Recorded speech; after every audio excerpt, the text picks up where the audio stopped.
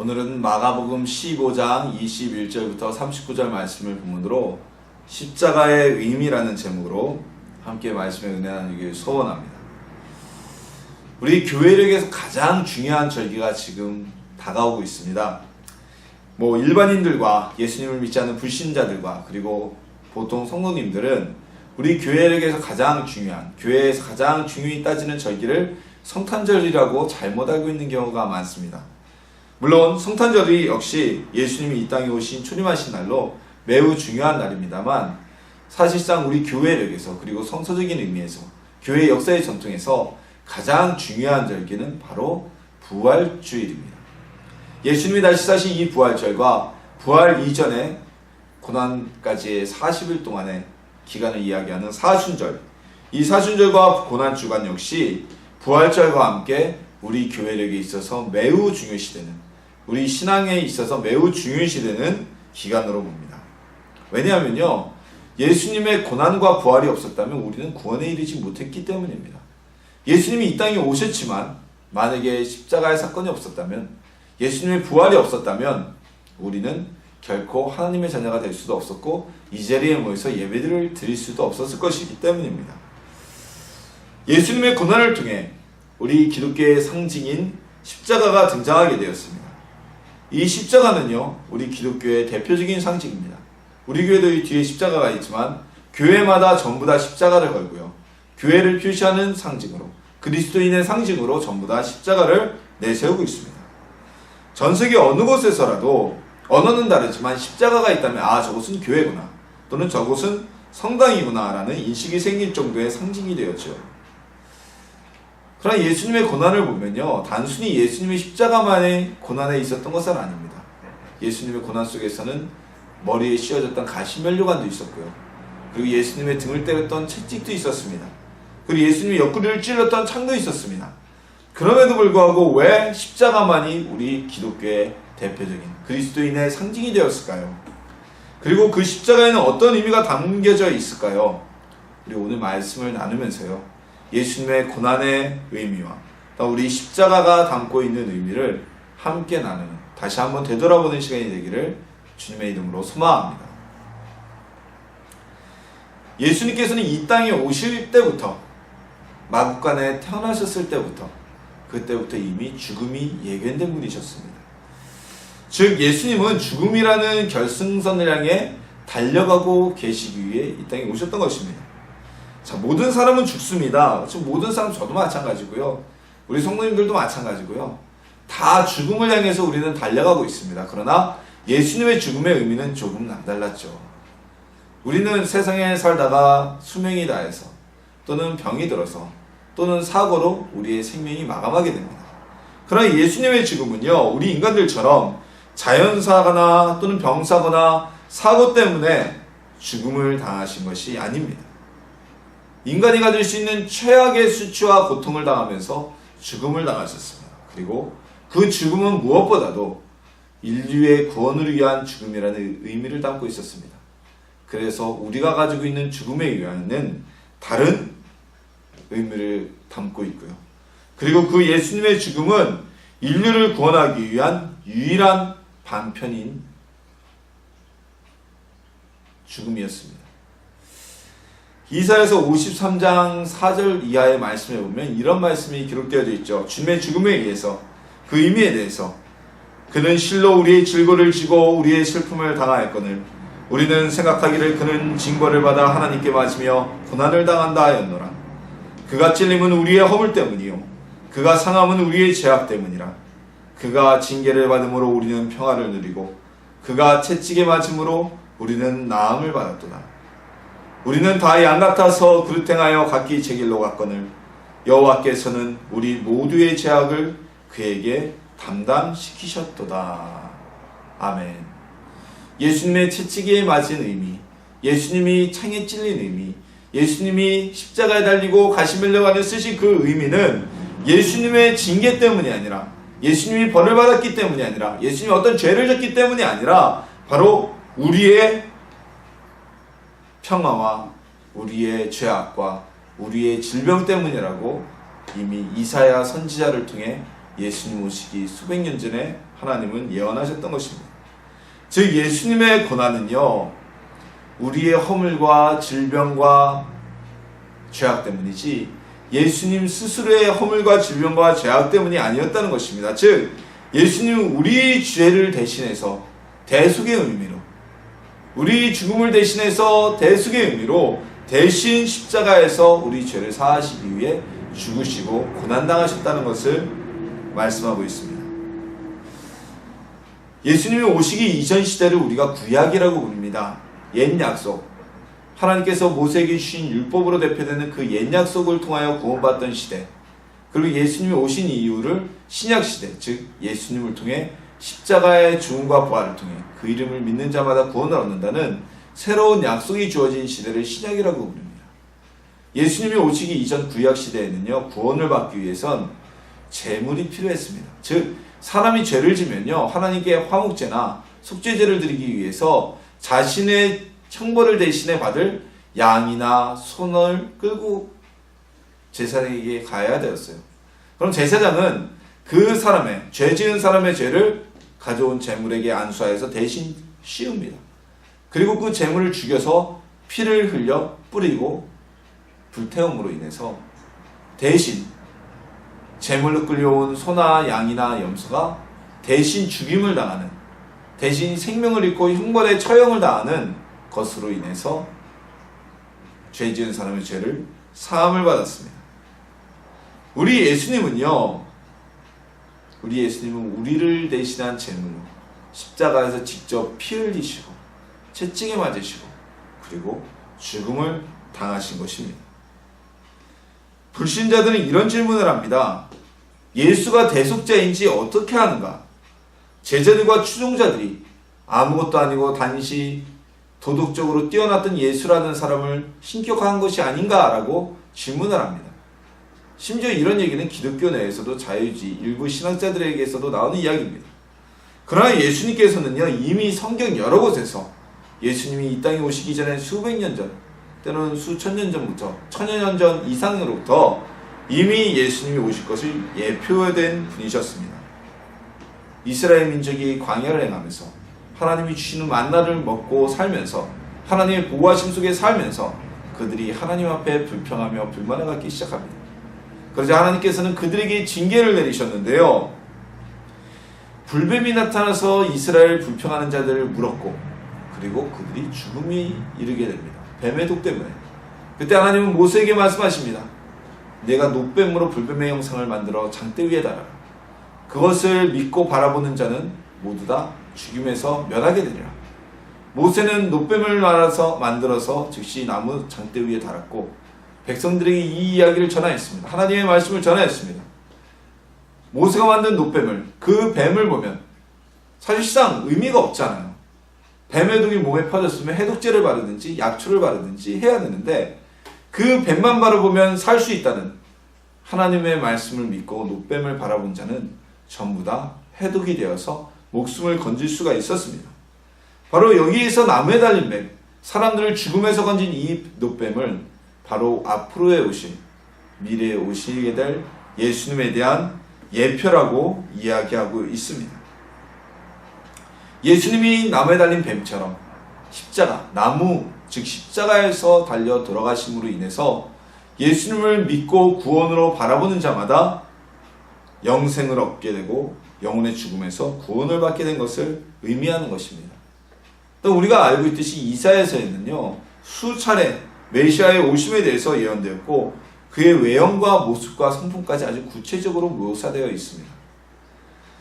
예수님께서 이 세상에 오시고 죽임을 당하신 것은 오로지 우리를 위한 구원의 목적이셨습니다. 예수님께서, 하나님이신 주님께서 이 세상의 인간 세계를 체험하기 위해서 오신 것도 아니고 또한 이 인류가 어떻게 살아가는지 알아보러 오신 것도 아닙니다. 예수님은 인류의 구원을 위해서, 인류의 영혼을 하나님 앞으로 이끌기 위해서 스스로 고난을 당하고 죽음을 당하기 위해서 오셨던 것입니다. 우리 이번 주간은 고난주간입니다. 오늘은 종료주일이고요. 내일부터 고난주간이 시작됩니다. 이 고난주간에는 하나님이신 그 예수님이 오로지 우리의 구원을 위해서, 우리의 약함과 연약함과 죄악을 위해서 이 땅에 오셨다는 사실, 그 고난을 당하셨다는 사실을 다시 한번 묵상하면서 은혜 가운데 지내는 시간이 되기를 소망합니다. 예수님 시대에 사형을 집행하는 방법에는 여러 가지 방법이 있었습니다. 단순히 예수님 시대의 십자가형만이 사형의 방법은 아니었습니다. 이스라엘 민족에게 있어서는 가장 대표적인 사형 방법은 바로 투석에 의한 투석형이었습니다. 돌을 쳐서 죽이는 형벌이죠. 이 투석형은 구약 율법에 언급되어진 형벌입니다. 모든 사람들 가운데서 과거에 성경시대 그리고 성서시대 이스라엘 민족뿐만 아니라 모든 사람들, 가깝게는 우리나라의 조선시대까지도 이때 당시에 사형이라는 형벌은 전부 다 공개 처형이었습니다. 오늘날처럼 비공개 처형의 의미가 아니죠. 이 투석형은요, 율법 중에서도 아주 중하게 율법을 어긴 사람들에게 내려지는 형벌이었는데요. 이들은 많은 사람들 가운데 세워져서 그 주위에 둘러싼 사람들이 돌을 들어 그들을 치는 직접적인 형 집행자가 되어 다시는 그 죄를 범하면 너희도 이와 같이 돌로 쳐 죽임을 당하겠다는 경고와 교훈의 의미도 가지고 있는 형벌이었습니다. 또 다른 사형 방법은 바로 교수형이었습니다. 목을 매달아 죽이는 교수형이죠. 나무에 목을 매어 사망케 하는 처형 방법이었는데요. 이건 성경에서는 자주 사용되지 않는 처형 방법이었습니다. 왜냐하면 나무에 달려 죽는다는 것은 매우 저주받은 형벌의 상징이었기 때문입니다. 성경에서 기록된 내용으로는요, 기브온의 원한을 풀기 위해서 기브온이 사울 시대에 학살당한 것으로 인해 그 땅에 온 유대 땅에 기근이 내리게 됩니다. 그에 대해서 사실을 조사하던 다윗이 그것이 결국 기브온 사람들의 원한의 때문이라는 것을 알게 되고 그들의 원한을 풀어주는 방편으로 사울의 아들들을 나무에 목매달아 죽입니다. 즉 나무에 목매달아 죽였다는 것은 아주 저주받는 형벌입니다.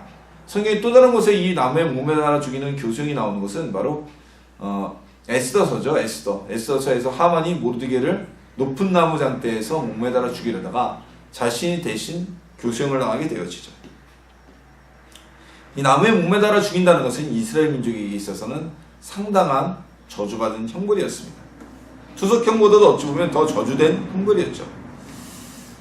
로마 제국의 형 집행으로 인해서는 여러 가지가 있었습니다. 목을 쳐서 형을 집행하는 효수형이 있었고요. 또한 사람을 물에 빠쳐 죽이는 수장형이 있었습니다. 또한 우리 초대교회 성도들이 많이 당했던 화형도 있었고요. 불에 태워 죽이는, 그리고 기름솥에 사람을 빠뜨려 죽이는 형벌도 있었어요. 사도 요한이 유일하게 순교를 당하지 않고 자연사한 사도죠. 왜냐하면 사도 요한이 어떠한 사형도 집행을 받지 않은 것이 아닙니다. 사도 요한이 받았던 형 집행이 바로 이거였는데요. 요한을 죽이기 위해서 요한을 끓는 기름솥에 집어 넣었는데 요한이 마치 우리 성경에 기록된 다니엘의 세 친구들처럼 그 끓는 기름 속에서 아무런 상의를 받지 않고 살아나왔습니다. 당시 로마의 법에는 한 번 사형 집행을 당했는데 그 집행에서 살아남은 사람은 다시 형을 재집행하지 않는 법이 있었다 그래요. 오늘날 일사부재리의 원칙과 거의 비슷하죠. 그래서 사도 요한은 한 번 사형을 집행을 당하고 이미 죽음을 당한 사람이었기 때문에 살아났기 때문에 로마에서 그 뒤에 다시 사형 집행을 하지 않았다는 것입니다. 그래서 사도 요한이 자연사하고 하나님께 갈 수가 있었던 것이고요. 자, 이렇듯이 다양한 형벌이 있었습니다. 그런데 왜 하필이면 이 여러 가지 형벌 중에 교수형도 있고 효수형도 있고 익사형도 있고 화형도 있는데 예수님은 십자가에 달리셔야 했을까요? 앞서 제가 말씀을 드렸듯이 나무에 달려 죽는다는 것은 굉장히 저주받은 형벌이었습니다. 예수님은요, 인류의 모든 죄를 지고 인류의 모든 죄를 지은 죄인의 모습으로 형벌을 받으신 것이기 때문에 가장 저주의 상징인 나무에 달려서 처형을 받으시게 된 것입니다. 또한 예수님이 이렇게 나무에 달려서 처형받게 될 것은 바로 모세의 놋뱀 이야기, 놋뱀을 나무 장대에 달았듯이 예수님이 이미 나무에 달려 죽음을 당하실 것은 예표되어 있었습니다. 이 십자가는요, 이스라엘 민족에게만 있어서 저주의 상징이 아니었습니다. 십자가형은 로마 시대, 로마 제국의 여러 가지 형벌 중에서도 가장 극형 중에 하나였는데요. 그 근거를 어디서 찾을 수 있냐면 로마 시민, 그러니까 속국의 식민지의 국민이 아닌 사도 바울처럼 로마의 본국의 시민권을 가지고 있는 사람은 사형을 집행하더라도 십자가형만은 집행하지 않는다는 원칙이 있었다고 합니다.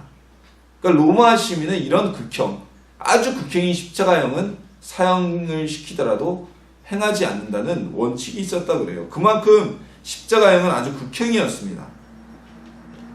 빌라도는 예수님이 죄가 없다는 것을 알면서도 이런 극형의 자리에 예수님을 몰아넣은 것입니다. 십자가형은 인간성을 모독하며 사람을 죽이는 형벌이었기 때문에 로마인들조차도 치를 떨었던 것입니다. 우리가 예수님이 십자가에 달려있는 모습을 묘사한 성화라거나 어떤 이런 나무로 깎은 조각품들을 보면 하나같이 예수님이 알몸이지만 하의만큼, 하체만큼은 속옷으로 이렇게 감싸져 있습니다. 근데 실제로는요, 십자가에 달릴 때는 모든 죄인의 옷을 실오라기 하나 걸치지 않고 전부 다 벗겨서 알몸으로 십자가에 매달았다고 합니다. 예수님을 차마 나체로 묘사할 수가 없기에 속옷을 입혀서 오늘날 우리에게 전하는 성화라거나 어떤 공예품에는 묘사를 하고 있지만 성경에서도 십자가 아래에서 오늘 본문에서도 기록되듯이 군인들이 예수님의 속옷을 갖기 위해서 제비 뽑아왔다고 기록되어져 있죠. 예수님은요, 모든 사람들이 보는 앞에서 모든 사람들이 와서 아이부터 노인까지 남녀노소 다 지켜보는 그 자리에서 알몸으로 십자가에 매달렸던 것입니다. 자, 사람이 죽음의 자리만큼은 오늘날에는 우리가 인권에 대한 존중의 의미가 있어서 공개 처형을 하지 않죠. 그래서 중국이 얼마 전까지 공개 처형을 하다가 국제사회의 이런 요구 때문에 최근에는 공개 처형을 하지 않습니다. 범죄자의 인권을 보장하기 위해서 얼굴을 공개하지도 않죠. 사형 집행하는 장면을 공개하지도 않고 오늘날에 있어서는 사형 집행마저도 우리나라는 실제적으로 중단된 실제적인 사형 집행 중지 국가가 되었습니다. 범죄인의 인권을 존중하는 거죠. 어떻게 사람이 사람의 생명을 빼앗을 수 있냐는 논리입니다. 자, 그런데 이 십자가형은 죽어가는 사람의 인격을 철저히 모독하였습니다. 남자가 되었건 여자가 되었건 발가벗겨서 매달았습니다. 십자가에 매달리는 것 자체, 죽음 자체도 두려운데 얼마나 수치스러웠겠어요. 그 밑에는 아이건 어른이건 여성이건 전부 다 십자가에 매달려 있는 이의 나치를 보게 되었습니다. 그리고 그 모습은 사람들에게 공포의 대상이기보다는 조롱과 웃음거리가 되었던 것입니다. 눈요깃거리에 불과했던 것이죠. 또한 십자가형은요, 사람을 죽이는 데 있어서도 쉽게 죽이지 않는 아주 극형이었어요. 우리가 알다시피 십자가에는 사람을 죄수를 못 박았습니다. 근데 우리가 그림에는요, 이 손바닥에 이렇게 못을 박았다고 묘사가 되지만 실질적으로는 여기 손목 부분, 이 부분에 못을 박았다고 합니다. 왜냐면 여기다 못을 박으면 바로 이게 찢어져 나갔다 그래요. 그래서 여기다 박으면 뼈와 인대가 있죠, 손목에. 그래서 안 찢어지는데 여기다 못을 박고 발에다 못을 박습니다. 사람의 몸무게에 의해서 시간이 지날수록 중력에 의해서 손목의 살이 점점 찢겨 나갑니다. 발에 있는 목구멍에서도 발을 버티고 있다 보면 목구멍에 의해 발의 살도 점점 찢어져 나가는 고통을 겪게 됩니다. 그리고 바로 죽지도 않고 그곳에서 새어나오는 혈액과 흘러나오는 혈액과 그리고 뜨거운 햇빛으로 인해서 죄수는 살스 증세에 의해서 점점 시간이 지나며 죽게 됩니다. 즉 바로 죽는 것이 아니고 오랜 시간 고통을 겪으면서 사람이 탈수 증세로 죽기 위해서는 얼마큼의 시간이 지나야 할까요? 보통 10시간, 12시간 이상 있어야 되지 않겠습니까? 그동안 이 손목과 발에 받은 못자국은 계속 찢어져 나가면서 엄청난 고통을 열 몇 시간 동안 계속 주어주고 있는 것입니다.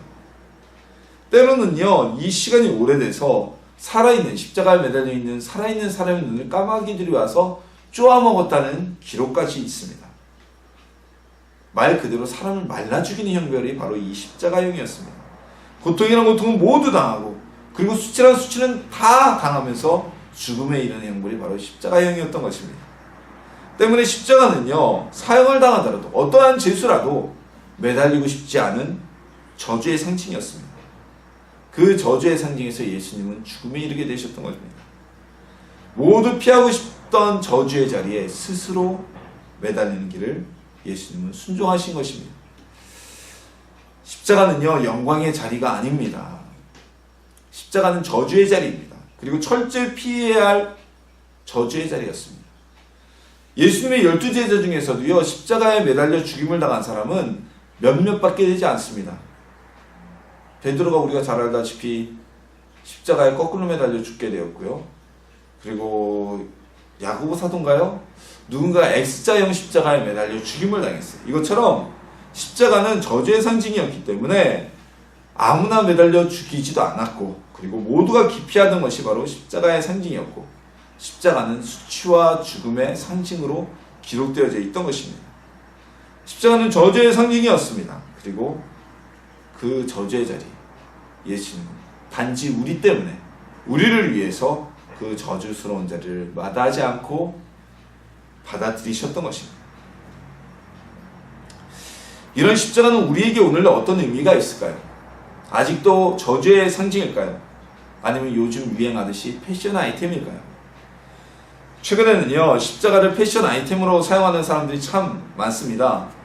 어느 유명한 연예인이 십자가 목걸이와 십자가 귀걸이를 크게 하고 나왔어요. 그래서 제가 알기로는 그 연예인이 예수님을 안 믿는데, 저 연예인이 언젠가 회심해서 이제 예수님을 믿었나? 라고 생각했죠.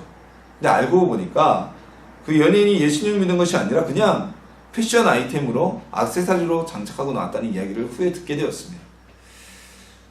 또한 십자가는 오늘날 우리에게 어떤 상징을 보입니까? 많은 사람들이 알다시피 엑소시즘을 다룬 영화라거나 드라큘라 시리즈 같은 영화에서 귀신을 내쫓는 축사사역의 도구, 귀신들이 십자가를 보면 도망가는 어떤 부적과 같은 이런 의미로 도구로 묘사되기도 합니다. 우리 성도님들은 어떻게 생각하십니까? 십자가가 패션 아이템일까요? 아니면 십자가가 사단을 내쫓고 귀신을 내쫓는 아이템일까요? 부적의 의미를 가진 것일까요? 십자가 목걸이를 우리가 하고 다니면 귀신이 우리에게 감히 틈타지 못할까요? 이 모두는 우리가 십자가의 의미를 아주 잘못 알고 있고 왜곡하고 사용하는 것입니다.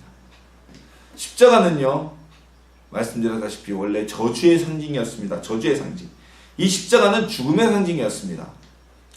여러분, 지금도요, 이 십자가를 어떤 사형 틀의 의미의 죽음의 상징이 아니더라도 지금도 북한이나 이슬람권과 같이 기독교의 선교가 허락되지 않은 지역에 십자가를 당당히 들고 다니면요, 붙잡혀서 처형을 받게 됩니다.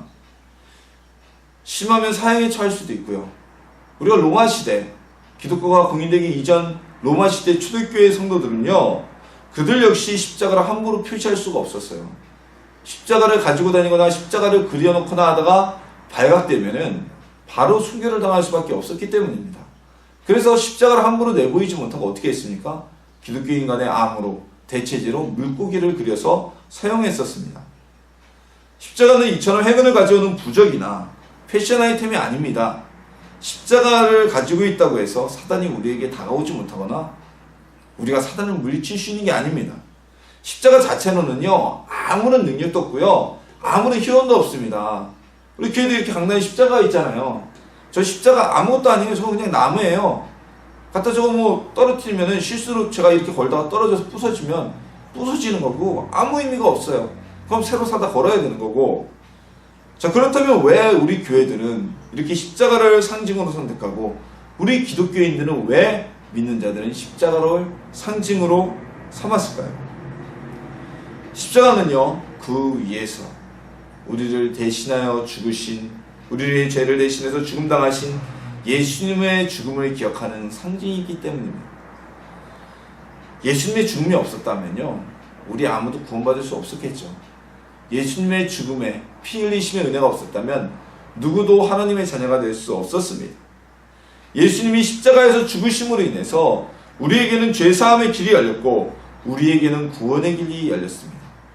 그 죽음의 장소가 바로 십자가였던 것입니다. 십자가에도 여러 형태가 있었습니다. 우리 교회들이 자주 사용하는 이 열십자 형태의 십자가가 있는 반면에 또 T자 형태의 십자가가 있었고요, X자 형태의 십자가 형틀도 있었습니다. 오늘날 예수님께서는 열십자 모양의 십자가에서 죽음을 당하셨다고 우리가 알고 있기 때문에 교회는 열십자 모양의 십자가를 상징으로 삼고 있는 것입니다. 십자가는요, 죽음의 상징입니다. 예수님의 죽음의 형틀입니다. 예수님이 저곳에서 죽으셨기 때문에 우리에게는 은혜의 상징입니다. 예수님의 죽음이 우리를 구원에 이르고 우리의 영혼을 영생에 이르게 하셨기 때문입니다. 십자가는 결코 영광의 상징이 아닙니다. 그래서 십자가에 금을 입히고 카톨릭 쪽에서 많이 그러죠. 우리 성도님들도 금 십자가 하시는 분들 많습니다. 뭐 액세서리 하면은 금이 몸에 가장 부작용이 없으니까요. 근데 원래 십자가는 금 십자가가 아니에요. 십자가는 죽음의 상징이고 저주의 상징이고 그것이 바로 십자가의 원 의미입니다. 예수님의 피가 묻어있는 죽음의 상징이 바로 십자가입니다. 그 죽음의 상징에서 역설적으로 우리는 생명을 얻게 되었습니다. 예수님이 십자가에서 피 흘려 죽으셨지만 우리는 그 죽음의 자리에서 새로운 생명이, 우리의 영혼의 생명이 소생하게 되었던 것입니다. 굉장히 역설적인 논리입니다. 그래서 우리는 죽음의 상징인 십자가를 우리의 구원의 상징으로 삼고 있는 것입니다. 십자가는 예수님께서도 매달리기를 갈등하신 만큼 예수님이 겟세마네 기도에서 동산에서 기도하실 때 그 기도를 하시잖아요. 아버지요, 이 쓴 잔을 내게서 물리실 수 없나이까. 그 쓴 잔은 예수님이 당해야 될 고난, 채찍맞음과 가시면류관 쓰심도 있지만 십자가에 달려 죽어야 하는 그 운명, 그 소명, 그것을 뜻하는 것입니다. 그만큼 예수님께서도 갈등하실 만큼 철저한 저주의 상징이었습니다. 하지만 예수님은 그 길을 순종하시고 받아들이셔서 주님의 저주의 자리에서 피 흘리심으로 우리는 구원을 얻게 된 것입니다. 십자가는 영광의 상징이 아닙니다. 십자가는 패션의 아이템도 아닙니다. 귀신을 내쫓고 막는 아이템도 아니고 부족과 같은 상징도 아닙니다. 능력의 도구는 더더욱이 아닙니다. 우리는 십자가를 바라볼 때 그곳에서 죽임당하신 예수님을 기억하고 상징해야 될 은혜의 상징입니다. 십자가를 은혜의 상징으로 바라보는 성도님들이 되시기를 소망합니다. 이 십자가는 그렇기 때문에 우리에게 우상의 의미도 아닙니다. 한 30여 년 전에 우리나라 기독교의 모 교단에서 십자가가 우상의 요소가 있다고 교회 내에서 십자가를 다 뗀 적이 있습니다. 성경을 아주 왜곡하고 확대 해석한 대표적인 사례입니다. 이게 왜 우리에게 우상입니까? 십자가에게 절하고 기도하는 사람이 있습니까? 아니죠. 이건 단지 우리의 상징에 불과합니다. 죽음의 상징이며 은혜의 상징이라는 십자가의 의미를 몰랐기 때문에 그런 이야기가 나왔던 것입니다. 그 교단도 시간이 지나자 십자가의 본 의미와 상징을 깨닫고 다시 전부 다 교회에 십자가를 걸기 시작했습니다. 십자가의 도가 멸망하는 자들에게는 미련한 것이요 구원받는 우리에게는 하나님의 능력이라. 고린도전서 1장 18절의 말씀입니다. 십자가는 죽음의 상징이기 때문에 어리석은 자들에게는, 멸망하는 자들에게는 미련한 것입니다. 저 죽음의 상징, 피 묻은 저것이 뭐가 의미가 있다고 라고 말하지만 구원받은 우리에게는 하나님의 능력이죠. 피 묻은 십자가, 저주의 상징이 우리의 은혜의 상징, 구원의 상징으로 바뀌었기 때문입니다. 십자가는요, 지금도 어리석은 이들에게는 단지 패션 아이템에 불과하고 또는 귀신을 쫓는 부적과 같은 아이템에 불과합니다. 십자가는 원래 죽음의 상징이며 저주의 상징이었습니다. 그 죽음의 상징에서 예수님은 수치를 당하셨고 피 흘리며 죽으심으로 우리는 그 피 묻은 십자가에서 우리의 구원과 영생을 얻게 되는 역설적인 하나님의 기적과 이사를, 은혜를 체험하게 되었습니다. 십자가를 교회와 믿는 자들의 상징으로 삼은 것은 우리가 십자가를 볼 때마다 그 위에서 죽임당하신 우리 예수님의 피 흘리심, 그 죽음의 은혜를 생각하라는 의미고요. 또한 그 십자가가, 저주의 상징인 십자가가 구원의 상징으로 바뀌어진 그 은혜를 깨달으라는, 바라보라는 의미가 있습니다. 우리는 십자가 목걸이와 아이템을 하며 부적처럼 여기거나 마냥 나를 꾸미는 액세서리로 생각해서는 안 됩니다. 우리를 위해 처절한 죽음을 당하신 예수님의 은혜, 십자가 위에서 온갖 수치를 당하며 모두가 피하고 싶었던 그 죽음을 우리를 대신해서 당하신 그 예수님의 은혜를 생각해야 할 것입니다. 십자가의 그 사건이 우리를 구원에 이르게 했기 때문입니다. 저주와 죽음의 상징을 구원과 영생과 생명의 상징으로 바꾸신 그 예수님의 고난과 은혜에 감사합시다. 우리가 매달려 죽어야 할 곳에 대신 죽음을 당하신 예수님께 감사합시다. 이번 주간은, 내일부터는 고난 주간입니다. 주님의 고난을 우리가 좀 더 생각하면서 은혜롭게 한 주간을 보내는 시간이 되길 소망합니다. 그리고 죽음의 상징, 저주의 상징 그 십자가를 바라보면서 우리를 위해서 저 위에서 죽으신, 피 흘려 돌아가신, 피 묻은 십자가의 은혜, 그 예수님의 은혜에 감사하는 우리 성도님들이 되시기를, 애사나무 신덕교회 성도님들이 되시기를 예수님의 이름으로 축원합니다.